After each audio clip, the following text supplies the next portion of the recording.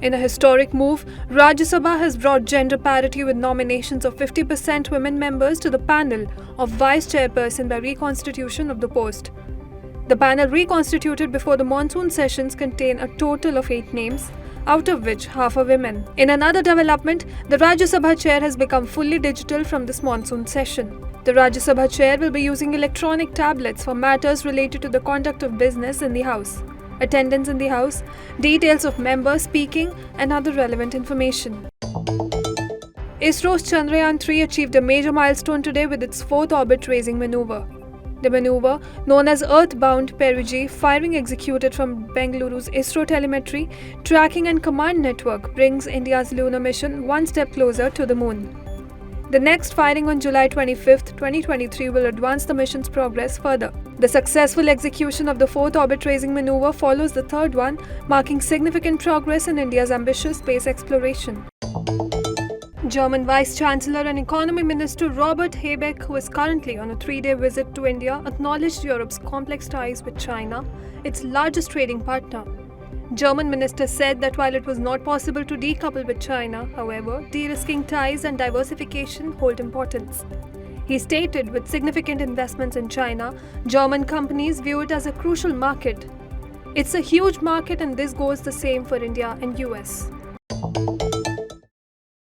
Amid an already tense military standoff, North Korea has not responded to US communication regarding Private Travis T. King, an American soldier who fled to North Korea after crossing the heavily fortified border. The US State Department and Pentagon have made efforts to engage with North Korea's military. The incident occurs during heightened tension on the Korean peninsula, with ongoing ballistic missile tests by North Korea and the arrival of US nuclear-armed submarine in South Korea. Several Afghan women were tasered and hosed down as they protested against the Taliban's oppressive ban on beauty salons.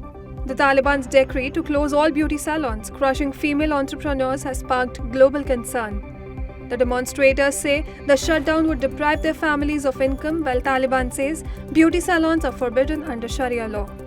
Adding to the suppression, the Taliban have now imposed another misogynist rule, prohibiting female students from attending the university entrance examination. Tensions amid Russia-Ukraine continue as Russia began striking the Ukrainian ports after Moscow warned that ships heading to Ukraine's Black Sea port will be treated as military targets. After Russia withdrew from the grain shipment deal that protected global shipments of Ukrainian grain, Ukraine reported that at least 20 people have been injured in Russian strikes on Ukrainian ports. In response, Kyiv is seeking a temporary shipping route via neighboring Black Sea country, Romania. 2 people were killed and 6 more were left injured as a gunman opened fire in a crowded street in New Zealand's largest city of Auckland. However, police swiftly responded, shooting down the assailant, who had entered a construction site on Lower Queen Street and started firing shots as he made his way up through the building. The incident occurred just 12 hours before the tournament's opening game of the Women's FIFA World Cup. Prime Minister Chris Hipkins said the soccer tournament would proceed as planned. Union Home Minister Amit Shah spoke to Maharashtra Chief Minister Eknath Shinde regarding the landslide due to heavy rain in Raigad, in which 10 people lost their lives. Shah said 4 NDRF teams have reached the spot and are working with the local administration to carry out a rescue operation. Chief Minister Eknath Shinde announced an ex-gratia of ₹5 lakh each to the next of kin of the deceased and free treatment for those injured in the incident. The India Meteorological Department issued an orange alert for many parts of Maharashtra, indicating a warning of heavy to very heavy rainfall in those regions. Chief Minister Yogi Adityanath, who paid tribute to Captain Anshuman Singh, a resident of Devariya, who was martyred in the fire caused by a short circuit in the ammunition bunker in Siachen Glacier. The Chief Minister also announced financial assistance of ₹50 lakh to the relatives of the martyr. Along with this, the CM assured to give a government job to a member of the family and to name a road in the district after Anshuman Singh.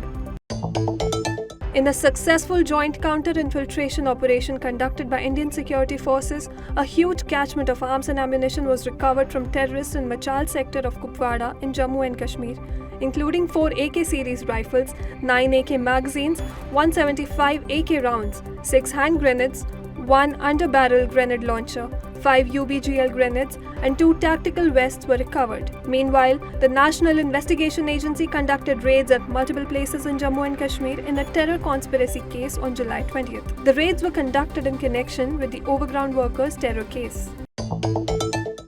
In a shocking move for Indian movie buffs, Netflix began cracking down on password sharing in the country.